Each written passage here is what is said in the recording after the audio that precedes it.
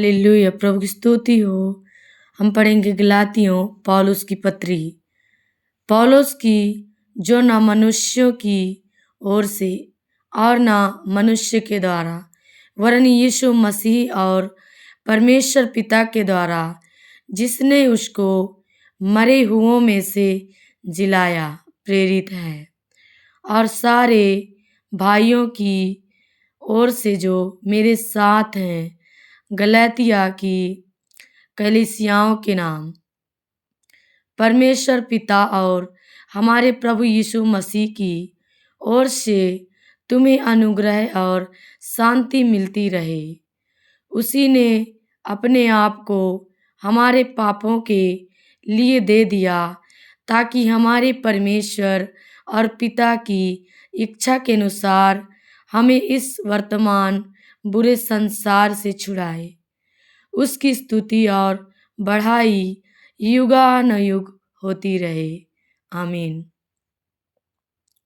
मुझे आश्चर्य होता है कि जिसने तुम्हें मसीह के अनुग्रह में बुलाया, उससे तुम इतनी जल्दी फिरकर और ही प्रकार के सुसमाचार की वह दूसरा सुसमाचार है ही नहीं। पर बात यह है कि कितने ऐसे हैं जो तुम्हें घबरा देते और मसीह के सुसमाचार को बिगाड़ते। हम या स्वर्ग से कोई दूत भी उस सुसमाचार को छोड़ जो हमने तुमको सुनाया है, कोई और सुसमाचार तुम्हें सुनाए तो साबित हो। जैसा हम पहले कह चुके हैं, वैसा ही मैं अब फिर कहता हूँ कि उस सुसमाचार को छोड़ जिसे तुमने ग्रहण किया है, यदि कोई और सुसमाचार सुनाता है तो साबित हो। अब मैं क्या मनुष्यों को मनाता हूँ या परमेश्वर को? क्या मैं मनुष्यों को प्रसन्न करना चाहता हूँ? यदि मैं अब तक मनुष्यों को ही प्रसन्न करता रहता तो मसीह का दास ना होता। हे भाइयों, मैं तुम्हें बताए देता हूँ कि विचार मैंने सुनाया है वह मनुष्य का नहीं, क्योंकि वह मुझे मनुष्य की ओर से नहीं पहुँचा और न मुझे सिखाया गया, पर यीशु मसीह के प्रकाशन से मिला। यहूदी मत में जो पहले मेरा चाल चलन था, उसके विषय तुम सुन चुके हो कि मैं परमेश्वर की कलीसिया को बहुत ही सताता और नष्ट करता था, अपने बहुत से जाति वालों से जो मेरी अवस्था के थे, यहूदी मत में अधिक बढ़ता जाता था और अपने बाप दादों की परंपराओं के लिए बहुत ही उत्साही था।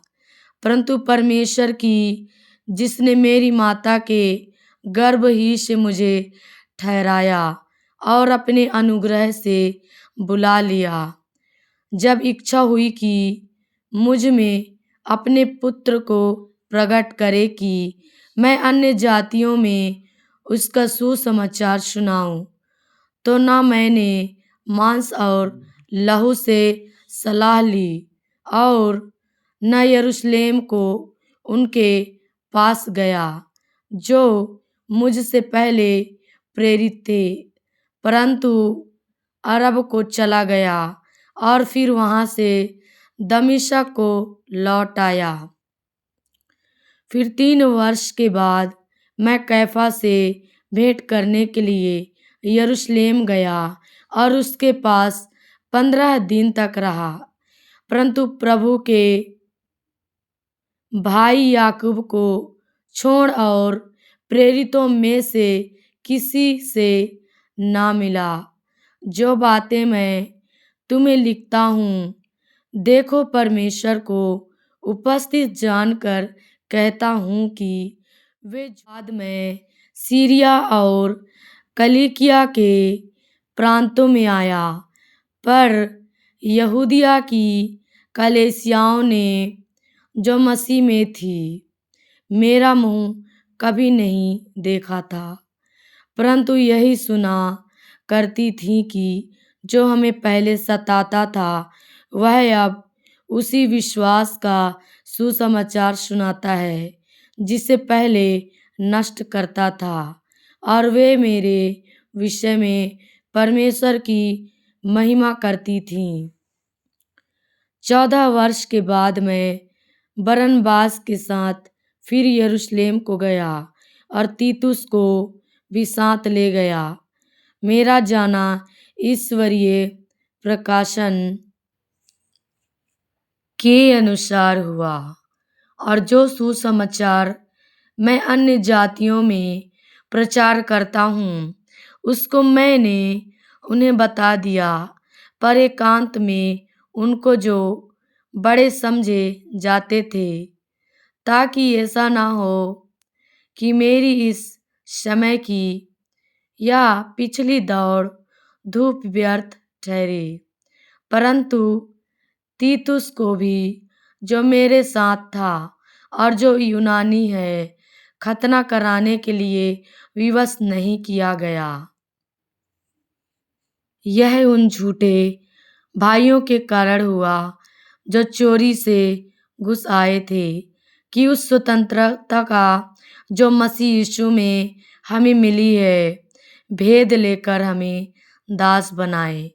एक घड़ी भर उनके अधीन होना हमने ना माना, इसलिए कि सुसमाचार की सच्चाई तुम में बनी रहे। फिर जो लोग कुछ समझे जाते थे वे चाहे कैसे भी थे, मुझे इससे कुछ काम नहीं। परमेश्वर किसी का पक्षपात नहीं करता। उनसे जो कुछ समझे जाते थे मुझे कुछ भी नहीं प्राप्त हुआ, परंतु इसके विपरीत जब उन्होंने देखा कि जैसा खतना किए हुए लोगों के लिए सुसमाचार का काम पतरस को सौंपा गया, वैसा ही खतना रहितों के लिए मुझे सुसमाचार सुनाना सौंपा गया। क्योंकि जिसने पतरस से खतना किए हुओं में प्रेरिताई का कार्य बड़े प्रभाव सहित करवाया, उसी ने मुझसे भी अन्य जातियों में प्रभावशाली कार्य करवाया।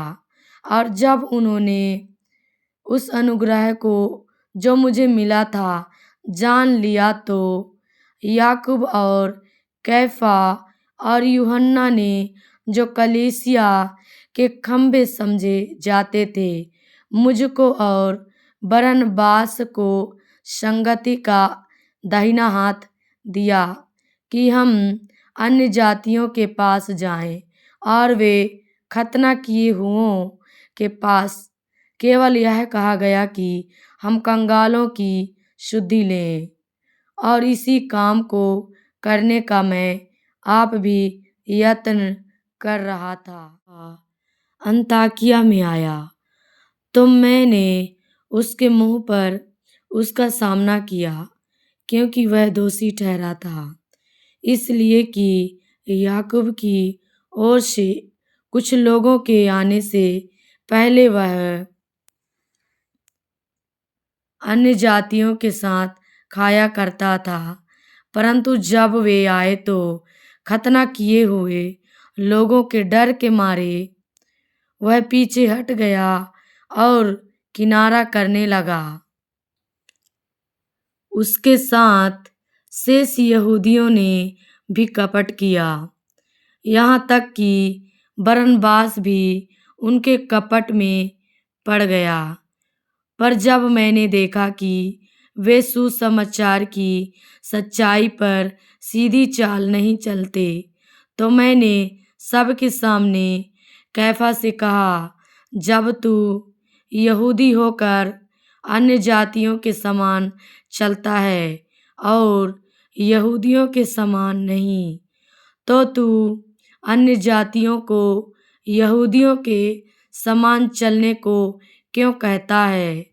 हम तो जन्म से यहूदी हैं और पापी अन्य जातियों में से नहीं, तो भी यह जानकर कि मनुष्य व्यवस्था के कामों से नहीं, पर केवल यीशु मसीह पर विश्वास करने के द्वारा धर्मी ठहरता है। हमने आप भी मसीह यीशु पर विश्वास किया कि हम व्यवस्था के कामों से नहीं, पर मसीह पर विश्वास करने से धर्मी ठहरे। इसलिए कि व्यवस्था के कामों से कोई प्राणी धर्मी ना ठहरेगा। हम जो मसीह में धर्मी ठहरना चाहते हैं, यदि आप ही पापी निकले तो क्या मसीह पाप का सेवक है? कदापि नहीं। क्योंकि जो कुछ मैंने गिरा दिया, यदि उसी को फिर बनाता हूँ, तो अपने आप को अपराधी ठहराता हूँ। मैं तो व्यवस्था के द्वारा व्यवस्था के लिए मर गया कि परमेश्वर के लिए जीऊँ। मैं मसीह के साथ क्रूस पर चढ़ाया गया हूँ। अब मैं जीवित ना रहा, पर मसीह मुझ में जीवित है, और मैं शरीर में अब जो जीवित हूँ, तो केवल उस विश्वास से जीवित हूँ जो परमेश्वर के पुत्र पर है, जिसने मुझसे प्रेम किया और मेरे लिए अपने आप को दे दिया। मैं परमेश्वर के अनुग्रह को व्यर्थ नहीं ठहराता, क्योंकि यदि व्यवस्था के द्वारा धार्मिकता होती तो मसीह का मरना व्यर्थ थी। गलातियों, किसने तुम्हें मोह लिया है? तुम्हारी तो मानो आंखों के सामने यीशु मसीह क्रूस पर दिखाया गया। मैं तुमसे केवल यह जानना चाहता हूँ कि तुमने आत्मा को क्या व्यवस्था के कामों से या विश्वास के समाचार से पाया? क्या तुम ऐसे निर्बुद्धि हो कि आत्मा की रीति पर आरंभ करके अब शरीर की रीति पर अंत करोगे? क्या तुमने इतना दुख व्यर्थ ही उठाया? परंतु कदाचित व्यर्थ नहीं, जो तुम्हें आत्मा दान करता और तुम में सामर्थ्य के काम करता है, वह क्या व्यवस्था के कामों से या सुसमाचार पर विश्वास से ऐसा करता है? अब्राहम ने तो परमेश्वर पर विश्वास किया और यह उसके लिए धार्मिकता गिनी गई। अतः यह जान लो कि जो विश्वास करने वाले हैं, वे ही अब्राहम की संतान हैं। और पवित्र शास्त्र ने पहले ही से यह जानकर कि परमेश्वर अन्य जातियों को विश्वास से धर्मी ठहराएगा, पहले ही से अब्राहम को यह सुसमाचार सुना दिया कि तुझ में सब जातियां आशीष पाएंगी। इसलिए जो विश्वास करने वाले हैं, वे विश्वासी अब्राहम के लोग व्यवस्था के कामों पर भरोसा रखते हैं, वे सब शाप के अधीन हैं। क्योंकि लिखा है, जो कोई व्यवस्था की पुस्तक में लिखी हुई सब बातों के करने में स्थिर नहीं रहता, वह शापित है। पर यह बात प्रकट है कि व्यवस्था के द्वारा परमेश्वर के यहाँ कोई धर्मी नहीं ठहरता, क्योंकि धर्मी जन विश्वास से जीवित रहेगा। पर व्यवस्था का विश्वास से कोई संबंध नहीं, क्योंकि जो उनको मानेगा वह उनके कारण जीवित रहेगा। मसीह ने जो हमारे लिए शापित बना, हमें मोल लेकर व्यवस्था के शाप से छुड़ाया। क्योंकि लिखा है, जो कोई काट पर लटकाया जाता है, वह शापित है। यह इसलिए हुआ कि अब्राहम की आशीष मसीह यीशु में अन्य जातियों तक पहुँचे और हम विश्वास के द्वारा उस आत्मा को प्राप्त करें जिसकी प्रतिज्ञा हुई है। हे भाइयों, मैं मनुष्य की रीति पर कहता हूँ, मनुष्य की वाचा भी जो पक्की हो जाती है तो ना कोई उसे टालता है और ना उसमें कुछ बढ़ाता है। अतः प्रतिज्ञाएं अब्राहम को और उसके वंश को दी गई। वह यह नहीं कहता वंशों को, जैसे बहुतों के विषय में कहा, पर जैसे एक के विषय में कि तेरे वंश को, और वह मसीह है। पर मैं यह कहता हूँ, जो वाचा परमेश्वर ने पहले से पक्की की थी, उसको व्यवस्था 430 वर्ष के बाद आकर नहीं टाल सकती कि प्रतिज्ञा व्यर्थ ठहरे। क्योंकि यदि मीरास व्यवस्था से मिली है तो फिर प्रतिज्ञा से नहीं, परंतु परमेश्वर ने अब्राहम को प्रतिज्ञा के द्वारा दे दी है। तब फिर व्यवस्था क्यों दी गई?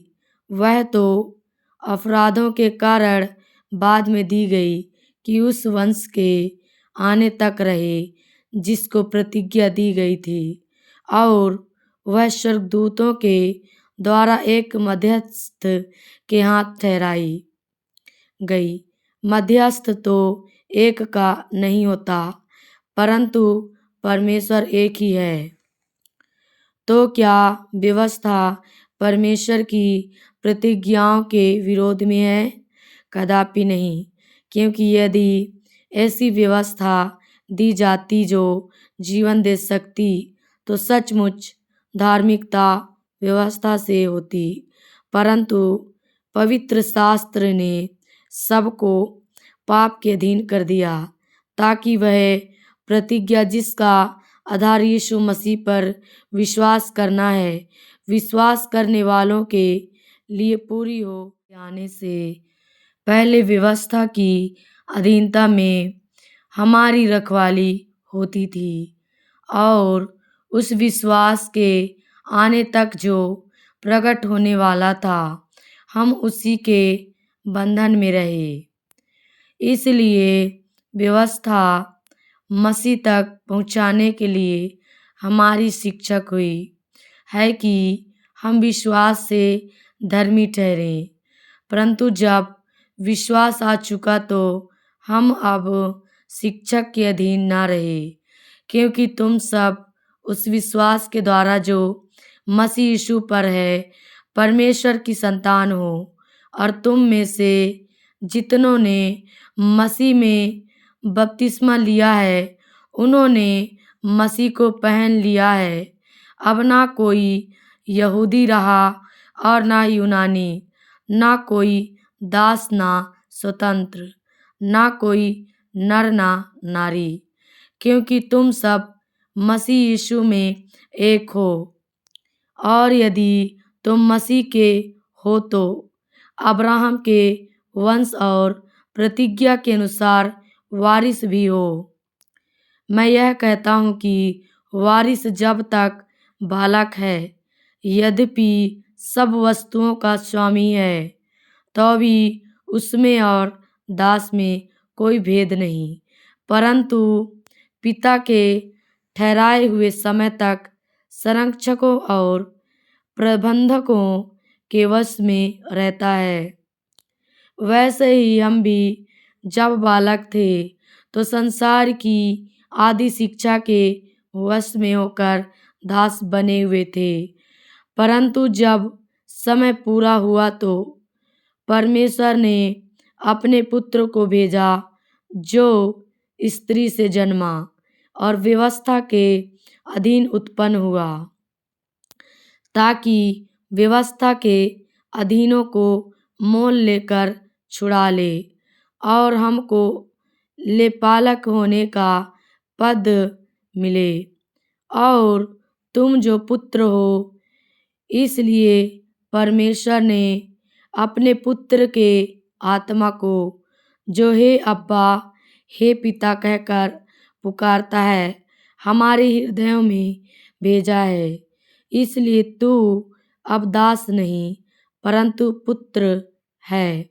और जब पुत्र हुआ तो परमेश्वर के द्वारा वारिस भी हुआ। पहले तो तुम परमेश्वर को न जानकर उनके दास थे, जो स्वभाव से परमेश्वर नहीं, परमेश्वर को पहचान लिया। वरन परमेश्वर ने तुमको पहचाना तो उन निर्बल और निकम्मी आदि शिक्षा की बातों की ओर क्यों फिरते हो, जिनके तुम दोबारा दास होना चाहते हो। तुम दिनों और महीनों और नियत समयों और वर्षों को मानते हो। मैं तुम्हारे विषय में डरता हूँ, कहीं ऐसा ना हो कि जो परिश्रम मैंने तुम्हारे लिए किया है वह व्यर्थ ठहरे। हे भाइयों, मैं तुमसे विनती करता हूँ, तुम मेरे समान हो जाओ, क्योंकि मैं भी तुम्हारे समान हो गया हूँ। तुमने मेरा कुछ बिगाड़ा नहीं, पर तुम जानते हो कि पहले पहल मैंने शरीर की निर्बलता के कारण तुम्हें सुसमाचार सुनाया, और तुमने मेरी शारीरिक दशा को, जो तुम्हारी परीक्षा का कारण थी, तुच्छ ना जाना, न उससे घृणा की। और परमेश्वर के दूत वरन स्वयं मसीह के समान मुझे ग्रहण किया, तो वह तुम्हारा आनंद मनाना कहाँ गया। मैं तुम्हारा गवाह हूँ कि यदि हो सकता तो तुम अपनी आंखें भी निकाल कर मुझे दे देते, तो क्या तुमसे सच बोलने के कारण मैं तुम्हारा बैरी बन गया हूँ। वे तुम्हें मित्र बनाना तो चाहते हैं, पर भले उद्देश्य से नहीं, वरन तुम्हें अलग करना चाहते हैं कि तुम उन्हीं को मित्र बना लो। पर यह भी अच्छा है कि भली बात में हर समय मित्र बनाने का यत्न किया जाए, न केवल उसी समय की जब मैं तुम्हारे साथ रहता हूँ। हे मेरे बालकों, जब तक तुम में मसीह का रूप ना बन जाए, तब तक मैं तुम्हारे लिए फिर जच्चा की सी पीड़ाएं सहता हूँ। इच्छा तो यह होती है कि अब तुम्हारे पास आकर और ही प्रकार से बोलूं, क्योंकि तुम्हारे विषय में मैं उलझन में हूँ। तुम जो व्यवस्था के अधीन होना चाहते हो, मुझे बताओ, क्या तुम व्यवस्था की नहीं सुनते। यह लिखा है कि अब्राहम के 2 पुत्र हुए, एक दासी से और एक स्वतंत्र स्त्री से। परंतु जो दासी से हुआ वह शारीरिक रीति से जन्मा, और जो स्वतंत्र स्त्री से हुआ वह प्रतिज्ञा के अनुसार जन्मा। इन बातों में दृष्टांत है। ये स्त्रियां मानो 2 वाचाएं हैं, एक तो सीनै पहाड़ की, जिससे दास ही उत्पन्न होते हैं, और वह हाजिरा है। और हाजिरा मानो अरब का सीनै पहाड़ है, और आधुनिक यरूशलेम उसके तुल्य है, क्योंकि वह अपने बालकों समेत दासत्व में है। पर ऊपर की यरूशलेम स्वतंत्र है, और वह हमारी का है। हे बांझ, तू जो नहीं जानती आनंद कर, तू जिसको पीड़ाएं नहीं उठती गला खोल कर जय जयकार कर, क्योंकि त्यागी हुई की संतान सुहागिन की संतान से भी अधिक है। हे भाइयों, हम इसहाक के समान प्रतिज्ञा की संतान हैं, और जैसा उस समय शरीर के अनुसार जन्मा हुआ, आत्मा के अनुसार जन्मे हुए को सताता था, वैसा ही अब भी होता है। परंतु पवित्र शास्त्र क्या कहता है? दासी और उसके पुत्र को निकाल दे, क्योंकि दासी का पुत्र स्वतंत्र स्त्री के पुत्र के साथ उत्तराधिकारी नहीं होगा। इसलिए हे भाइयों, हम दासी के नहीं परंतु स्वतंत्र स्त्री की संतान हैं। मसीह ने स्वतंत्रता के लिए हमें स्वतंत्र किया है। अतः इसी में स्थिर रहो और दासत्व के जुए में फिर से ना जुतो। देखो, मैं पौलुस तुमसे कहता हूँ कि यदि खतना कराओगे तो मसीह से तुम्हें कुछ लाभ ना होगा। फिर भी मैं हर एक खतना कराने वाले को जताए देता हूँ कि उसे सारी व्यवस्था माननी पड़ेगी।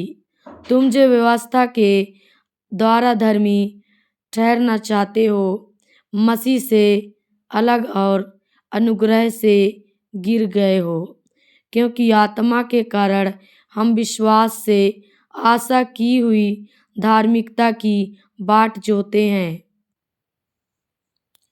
मसीह यीशु में ना खतना और ना खतना रहित कुछ काम का है, परंतु केवल विश्वास जो प्रेम के द्वारा प्रभाव डालता है।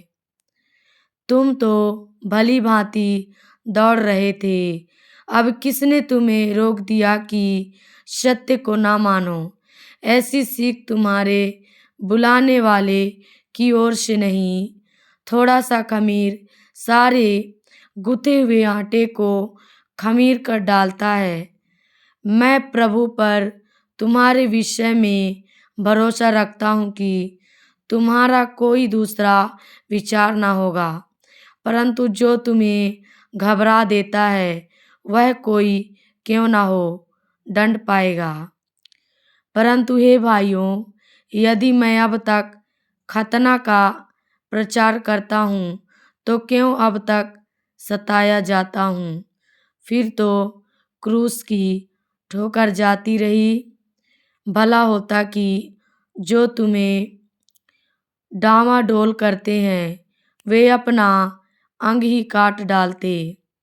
हे भाइयों, तुम स्वतंत्र होने के लिए बुलाए गए हो, परंतु ऐसा ना हो कि यह स्वतंत्रता शारीरिक कामों के लिए अवसर बने, वरन प्रेम से एक दूसरे के दास बनो, क्योंकि सारी व्यवस्था इस एक ही बात में पूरी हो जाती है, तू अपने पड़ोसी से अपने समान प्रेम रख। पर यदि तुम एक दूसरे को दांत से काटते और फाड़ खाते हो तो चौकस रहो कि एक दूसरे का सत्यानाश ना कर दो। पर मैं कहता हूँ, आत्मा के अनुसार चलो, तो तुम शरीर की लालसा किसी रीति से पूरी ना करोगे, क्योंकि शरीर आत्मा के विरोध में और आत्मा शरीर के विरोध में लालसा करता है, और ये एक दूसरे के विरोधी हैं, इसलिए कि जो तुम करना चाहते हो वह ना करने पाओ। और यदि तुम आत्मा के चलाए चलते हो तो व्यवस्था के अधीन ना रहे। शरीर के काम तो प्रकट हैं, अर्थात व्यभिचार, गंदे काम, लुचपन, मूर्ति पूजा, टोना, बैर, झगड़ा, ईर्ष्या, क्रोध, विरोध, फूट, विधर्म, डाह, मतवालापन, लीला क्रीड़ा और इनके जैसे और मैं तुमसे पहले से कह देता हूँ, जैसा पहले कह भी चुका हूँ, कि ऐसे ऐसे काम करने वाले परमेश्वर के राज्य के वारिस ना होंगे। पर आत्मा का फल प्रेम, आनंद, शांति, धीरज, कृपा, भलाई, विश्वास, नम्रता और संयम है। ऐसे ऐसे कामों के विरोध में कोई भी व्यवस्था नहीं। और जो मसीह यीशु के हैं, उन्होंने शरीर को उसकी लालसाओं और अभिलाषाओं समेत क्रूस पर चढ़ा दिया है। यदि हम आत्मा के द्वारा जीवित हैं, तो आत्मा के अनुसार चले भी। हम घमंडी होकर ना एक दूसरे को छेड़े और ना एक दूसरे से डाह करें। हे भाइयों, यदि कोई मनुष्य किसी अपराध में पकड़ा भी जाए, तो तुम जो आत्मिक हो, नम्रता के साथ ऐसे को संभालो और अपनी भी चौकसी रखो कि तुम भी परीक्षा में ना पड़ो। तुम एक दूसरे का भार उठाओ और इस प्रकार मसीह की व्यवस्था को पूरी करो। क्योंकि यदि कोई कुछ न होने पर भी अपने आप को कुछ समझता है, तो अपने आप को धोखा देता है। पर हर एक अपने ही काम को जांच ले और तब दूसरे के विषय में नहीं, परंतु अपने ही विषय में उसको घमंड करने का अवसर होगा। क्योंकि हर एक व्यक्ति अपना ही बोझ उठाएगा। जो वचन की शिक्षा पाता है, वह सब अच्छी वस्तुओं में सिखाने वाले को भागी करे। धोखा ना खाओ, परमेश्वर ठट्ठों में नहीं उड़ाया जाता। क्योंकि मनुष्य जो कुछ बोता है, वही काटेगा। क्योंकि जो अपने शरीर के लिए बोता है, वह शरीर के द्वारा विनाश की कटनी काटेगा। और जो आत्मा के लिए बोता है, वह आत्मा के द्वारा अनंत जीवन की कटनी काटेगा।